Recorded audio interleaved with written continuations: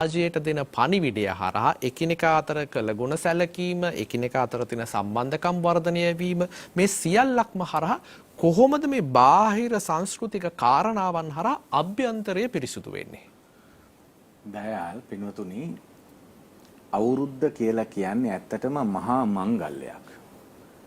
අර නායක හාමුදුරු දේශනා කළා වාගේ එක කැවිල්ලක් පෙවිල්ලක් නෙමෙයි, පිටි කොටාගෙන තෙල් හිඳගෙන දෙවියන්ගෙන් බුදුන්ගෙන් අවසර අරන් මුල් කොටස් වෙන් කරගෙන ආච්චිලා සීයලා අම්මලා තාත්තලා එතකොට කෑම බීම ටික හදන්නත් ළමයින්ට හුරු වෙනවා. නායක හාමුදුරු කිව්වා මේ ගහකොළ අඳුනා ගැනීම. ඇත්තටම ගහකොළ අඳුනා ගැනීම කියන්නේ දැන් සමහර ළමයි දන්නවා මේ තල හැදෙන්නේ කොහෙද කියලා දන්නේ නැහැ සමහර ළමයි. තල ටොපිය කෑවට තල හැදෙන්නේ කොහෙද දන්නේ නැහැ. ඉතින් සමහර අම්මලා කියන මෙන්න මේ තල හැදෙන්නේ මේ විදියටයි. ආන් ඒ වගේ දැන් මේ කුරක්කන් හැදෙන්නේ කොයි ගහකද මොන විදියකද කියලා හැදෙන්නේ දන්නේ නැහැ. එතකොට දැන් ඖෂධ ටික හොයාගන්න. දැන් හිසට තෙලක් දාන්නේ ඖෂධ මිශ්‍රණේ දාන්නේ. එතකොට ඖෂධ ටිකත් හොයාගන්න දැන් අපි නිදි කුඹ ගහ මොකද්ද, හීම්බෝ විටියා ගහ මොකද්ද, බැලතන ගහ මොකද්ද, තොලබෝ ගහ මොකද්ද, ඊට පස්සේ නවහන්දි මොනවද නේද නේද? මටත් මතක නෑ දැන් අවුරුදු 30ක් විතර ගිහි ගෙදරින් නික්මිලා 35කට වැඩි කාලයක් ගිහි ගෙදරින් නික්මිලා අපි සසුන් ජීවිතය ගත කරන නිසා අපිටත් දැන් ඒ ගිහි ගෙදර පරිසරයේ මතක නෑ. ඉතින් බැලතන ටික මොනවද නේද නායකාන්දනේ? ඉතින් මේ විවිධ ඖෂධ අත්කහ කෑල්ල එඬරු කියන්නේ මොනවද? අපි ගහක දැක්ක ගමන් තමයි මේක එඬරු ගහ.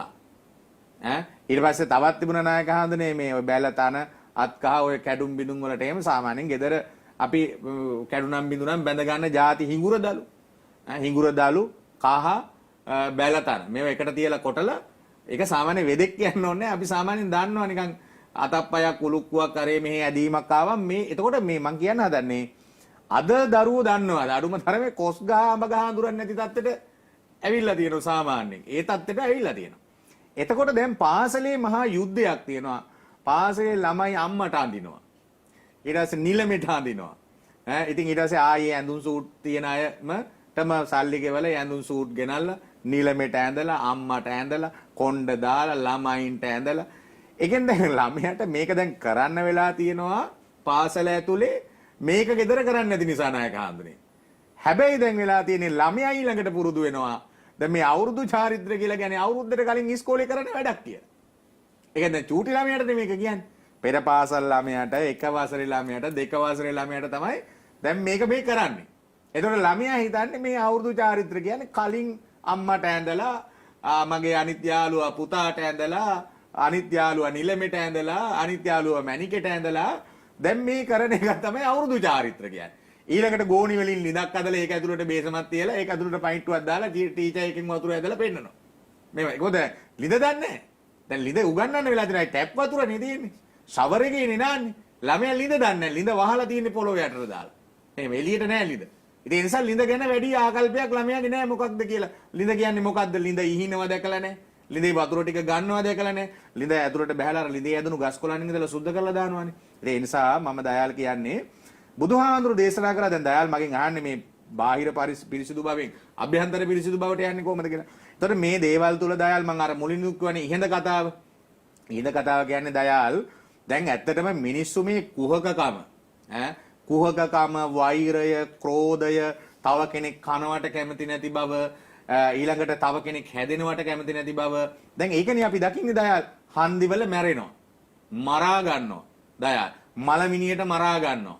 වෙඩි තියා ගන්නවා. ගම්බින් පිටින් කුලල් කා ගන්නවා. අනිත් මේ දයාල් ලෝකේ මොන දේ වෙනස් වුණත් ඉපදෙන හැටි, මැරෙන හැටි වෙනස් වෙලා නැහැනේ. මේ සේවීම, ගෙවීම, අනිත්‍ය කියන එක මේක වෙනස් වෙලා නැහැනේ. මේ සූත්‍රයක් තියෙනවා කච්චායන සූත්‍රය කියලා. ඔය කච්චායන සූත්‍රයේ බුදුහාඳුරු දේශනා කරනවා අංගුත්තර නිකායේ කච්චායන සූත්‍රයේ දේශනා කරන බුදුහාඳුරු මේ ශෝක පරිදේව දුක් දුම්නස් ඇතිවෙමින් මේ යන ගමනේ ඊළඟට දැන් මේ කෙලෙස් කියලා කියන්නේ ක්ලේශයන් කියලා කියන්නේ මේ ద్వාර තියෙනවනේ අපේ දොරවල් ඇස කන නාසය මේ වයින් අරගන්න අරමුණු ඔස්සේ අපි මේ ප්‍රියමනාප ප්‍රියමනාප වශයෙන් ඇති කරගන්න සිතුවිලි දාමයන් ස්පර්ශ තුලින් ප්‍රියමනාප වශයෙන් ඇති කරගන්න දේවල්. එතකොට මේ අලුත් අවුරුද්ද තුලත් ඇති වෙන්නේ දයාල් අපේ හිත ඇතුළට සිතිවිලි සමුදායක්. මේකමයි. සිතයි කයයි සංවර එකක් කය සංවර කර ගැනීම කියනකොට සීලය. සීලය කියනකොට දැන් බාහිර සංවර බව කියනකොට සීලය කියන්නේ මේ නිවැරදි ඇඳුමක් ඇඳලා. දැන් බලන්න සමහරලාට අද අවුරුදු කාලේ බැලුවම නායකාන්දරේ දැන් මේ අලුත් පන්නේ තරුණ ජෝඩු ඉන්නවා බිරිඳගේ ශරීරය කැලෑ පත්තරේ වාගේ. කොටෝ කොටලා ඈ දැන් අලුත් මේ પરම්පරාවේ ඉන්නවා. ඉතින් මේ අතාලේ කරන නැකත් කරන්න මේවා කරන්න හිස දෙල් ගන්න දැන් ඉස්සර දයාල් මේක කියන්න මොන නායක හාමුදුරනේ අම්මා දෙයියනේ කියලා දන ගහලා තාත්තගේ කකුල් දෙක අල්ල වඳිනවනේ මේකනේ ඊළඟට තාත්තා නලලට අත තියලා දයාල් අම්මට බුදු සරණයි කියලා කියනවා නලල එක්ක සිප ගන්නවා එක්ක දෑතින් තාත්තා අර පොඩි අඬ දබර ගෙදර නැතුව නෙමෙයි දෙන්න දෙමහල් අතර පොඩි තියෙනවා පොඩි වචන එහෙම වෙන දේවල් තියෙනවා. නමුත් මේ අලුත් අවුරුද්දේ අම්මා බුලත් උරුල්ල දීලා මෙහෙම අත් දෙකෙන් අල්ලලා කකුල් දෙක අදත් එහෙම ගෙවල් තියෙනවා. නැත්තේ නෑ ගම්බද ඈත වැව් ජනපදවල ගියාට පස්සේ රජ රටට ගියාම දකුණට ගියාම මේ කොළඹක් තියෙනවා. මෙහෙම කකුල් දෙක අල්ලලා දයාල් වඳිනවා තාත්තට. ඒක මහ පුදුම භක්තියක්. ඒක නායක හඳුනේ ශ්‍රද්ධාවක් මහ පුදුම. ඒ අවුරුදු නැකතට බුලත් උරුල්ල අරගෙන අම්මා වඳින්නේ ඒක මහ පුදුම ශ්‍රද්ධාවක්. ඊළඟට තාත්තා බුදු සරණයි මැනිකේ කියලා කියන්නේ ඒක මහ පුදුම භක්තියක් අම්මා පිළිබඳ ඒ ගෙදර. එතනින් තමයි දරු මල්ලෝ ආරක්ෂා කරගෙන ශාස්ත්‍රීයත්වය ආහාර පාන කියන්නේ මෙන්න මේවයින් තමයි මේ බාහිර අභ්‍යන්තර පිරිසිදු බව ඇති කරගන්න ඕන දයා. එතකොට මෙතන කියන්නේ මේ කච්චායන සූත්‍රය කියන්නේ මොකද්ද?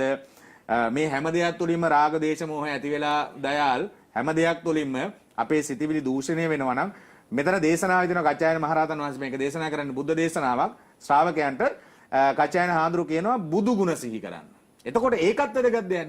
එතකොට දැන් මේ අලුත් අවුරුද්ද කියන එකේදී නායක හාමුදුරනේ නිතරම කටේ තිබුණේ බුදු සරණයි දෙවි පිහිටයි ඕන් ඔය වගේ දේවල් තමයි ආච්චිට ගිහිල්ලා වැන්දත් බුදු සරණයි කිරි උතුරන්න ඕන හරියන්න ඕන මේ නව වසරේ වාද ભેද දුර වෙන අර පොයේ සීමාවකදී ස්වාමින් වහන්සේලා ඇවැත් දෙසා ගන්නවා වාගේ වැරදි අඩුපාඩුකම් මේ දරුණු තරහක් තියෙන මිනිහෙක් ඉදියත් දයාල් ඒ තරහ තියෙන මිනිහා කතා කරනවා අමනාපකම් අත ඉස්සර මතකයි නායක හඳුනේ අර මේ අවුරුදු කෑම කියලා එකක් තිබ්බා ඉස්සර අපිට මතකයි කරත්ත වලින් අට්ටැක්ටර් වලින් ඉතින් ඔය අවුරුදු මාසෙ ඉවර වෙනකන් දයාල් ගෙයින් ගෙට යනවා අපි අවුරුදු කෑමට එදාට ඔක්කොම ඉන්න ඥාති ටික චූටි ළමයි ටික එකතු වෙලා අවුරුදු කෑම ගන්නවා ඉතින් මං හිතන්නේ අභ්‍යන්තර සංවරකම ගැන තව අපි කතා කරමු හොඳයි අපේ හාමුදුරුවනේ දැන් මේ කතා කරපු කාරණාවන් හරහා මිනිසුන්ගේ මනසට යහපත් සිතුවිලි තමයි එකතු කරන්නේ. දැන් මේ අවුරුදු සමය කියන්නේම අපේ හාමුදුරුවෝ කිව්වා වගේ මනස පිරිසුදු කරන සමයක්. ඒ නිසාමයි මේ මාතෘකාවත් තෝරාගෙන